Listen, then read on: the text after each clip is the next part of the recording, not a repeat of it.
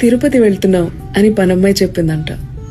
సరే ఇదిగో ఈ 100 రూపాయలు దేవుడి వరకు చేరేలా చూడు అని ఓనర్ అమ్మ 100 రూపాయలు తీసి తన చేతిలో పెట్టింది.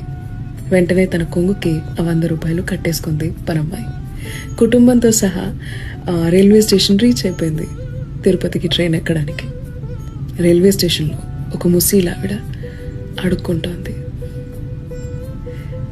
నేను తిని 3 రోజులైందమ్మా, డబ్బులేం వద్దమ్మా, కొంచెం అన్నం పెట్టించమ్మా అని ప్రాధేయపడింది. ఆమెని చూసి మనసు కరిగిపోయింది ఈ పనమ్మాయికి. ఓనర్ అమ్మకి ఎలాగో తెలియదులే అని అనుకుంటూనే తన కొంగులో ఉన్న 100 రూపాయలు తీసి ప్లేట్ మీల్స్ కొని ముసలామ్మకి పెట్టేసింది. ట్రైన్ ఎక్కేసింది.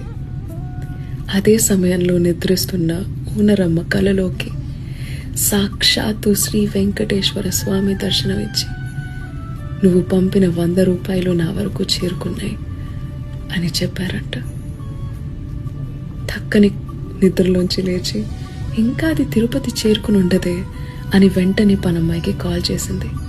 పనమ్మాయి జరిగిందంతా చెప్పింది.